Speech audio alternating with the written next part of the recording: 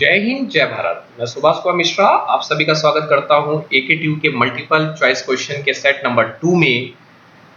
आज हम लोग डिस्कस करेंगे और क्वेश्चंस इनके regarding. So start with that particular question. The friction experience by a body when in motion is known as. बताइए, फ्रिक्शन जो एक्सपीरियंस करता है body by a body when in motion is known as. बताइए, पहला है a rolling friction, dynamic friction, limiting friction और none of the above. So first one answer is limiting a dynamic friction. A friction experienced by a body when in motion is known as dynamic friction. Answer is हमारा क्या हो जाएगा यहाँ पे, dynamic friction is the answer. A body of weight W is required to move up on a rough inclined plane whose angle of inclination with the horizontal is alpha. उसका horizontal angle क्या है, alpha है friction से. The effort applied parallel to the plane is given as mu 10. So coefficient of friction between the plane and the body. आप बताइए, body of weight W, किसी body का weight W है, वो move करती है on a rough inclined plane whose angle of inclination with the horizontal is alpha. Effort कितना required करेगा? What is the effort required that particular task? आपको मालूम होगा फ्रिक्शन में जो बॉडी ऊपर जाती है, तो यहाँ पे क्या है कि मान लीजिए बॉडी है और इस बॉडी पे ये इस तरह का एक हमारा है और इस पे क्या है, बॉडी अब ऊपर की तरफ मूव करती है तो P. So that's why the answer is P W sin alpha plus mu cos alpha. Answer is C.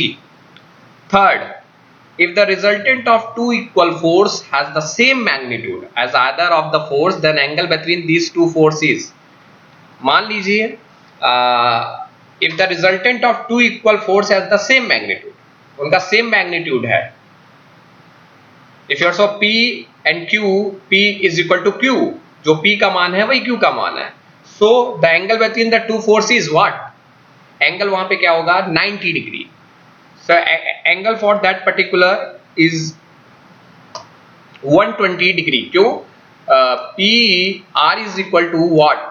P root over P square plus Q square plus 2PQ cos theta. अब मुझे मालूम P और Q का मान सही है, तो resultant of two equal force है सेम मैग्नीट्यूड, उनका मैग्नीट्यूड भी सेम है. So that's why angle is 120 degree. The resultant of two equal force P making angle theta is. Parallelogram में आपको बताया था कि रिजल्टेंट क्या होता है, R is equal to P square plus Q square plus PQ 2PQ cos theta. अब मानिए resultant of two equal force P making angle theta is what, उनका फोर्स है. तो आपको मालूम है Q, अभी बताया था मैंने, Q sine theta upon P plus Q cos theta. तो हम मान के चलते हैं Q और P का सेम कर दिया जाए. सो आंसर क्या हो जाएगा हमारा, B 2PQ 2P cos theta by 2. Fifth question, in a perfect trusses. आपको मालूम ट्रसेस टू टाइप के, on the basis of condition m is equal to 2j minus 3. So perfect trusses and imperfect trusses. So on the basis of m is equal to 2j minus 3, perfect traces ये follow करता है LHS is equal to RHS. Number of the member is equal to the number of the joint, 2j minus 3 के equal हो जा रहा है. So that's why this type of the trusses is known as a perfect trusses. So first equation is correct. In a number of force are acting at an angle, number of force acting at a point on a body, the resultant is given. मान लीजिए एक body पे number of the force act कर रहे हैं, so resultant आप कैसे निकालेंगे. तो हमें मालूम है, हम लोग ने डिस्कस किया था कि कभी भी किसी बॉडी पे रिजल्टेंट फोर्स एक्ट करते हैं तो वहां पे आप हॉरिजॉन्टल कंपोनेंट ले लीजिए और वर्टिकल कंपोनेंट ले लीजिए और उनका आपको रिजल्टेंट निकालना. So that's why R is equal to root over summation of V square. आपको मालूम है summation of V square plus summation of horizontal का स्क्वायर. इसका जो रूट हो जाएगा वही आपका रिजल्टेंट बेटा हो जाएगा. So that's why answer is B, 6 का B. Linear acceleration of a body, एक एक्सेलरेशन है, linear acceleration of a body rotating about a circular path of radius r. किसी r पे ये रोटेट कर रही है with an angular acceleration alpha.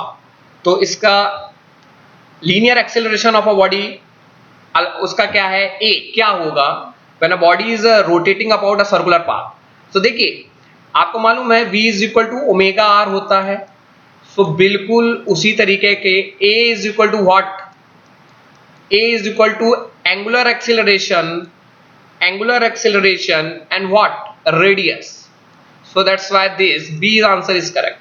Moment of inertia of a circular section about z axis. Circular section में z axis का moment of inertia क्या होगा? Anybody? So pi by d की power 434 is a moment of inertia of circular section. Pi d की power 432. According to the parallel axis theorem, what is the formula of parallel axis theorem? So base is equal to Ig plus a h square. इसमें क्या करता है parallel axis, और किसी centre of gravity से आप किसी एक्सिस के ऊपर आप निकालने जाते हैं तो वहां पे आपका जो बेस से आप निकालते हैं तो क्या होता है centre of gravity, moment of inertia of centre of gravity plus area और उसके हाइट का स्क्वायर, वो क्या है आपका, this is called parallel axis theorem का ये concept. So first answer is correct. The friction experience by a body when it is a rest, जब बॉडी रेस्ट में है तो व्हाट इज जो फ्रिक्शन एक्सपीरियंस करेगा, the friction experience by a body when it is rest is known as, what is this, the answer is dynamic friction. यहां पे कौन सा फ्रिक्शन है, लेकिन यहां पे दो कंफ्यूजन है। द आंसर मेरे हिसाब से यहां पे D, static friction, if your the body is on a rest, so if you consider, but if the body is on rest and consider the motion, so that is consider the dynamic friction.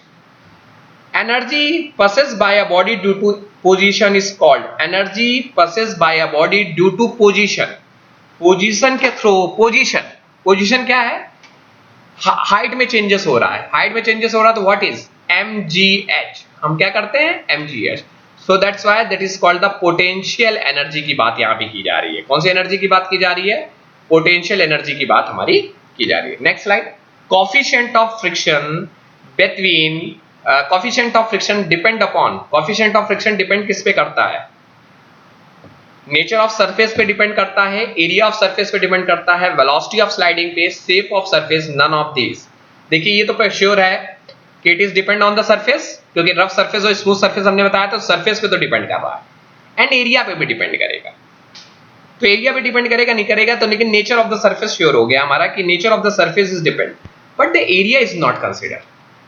Area क्या है, वहां पे हमारा area तो नहीं, कोई contact हम कर रहे हैं, सो that's why nature of the surface, coefficient of friction mu is equal to,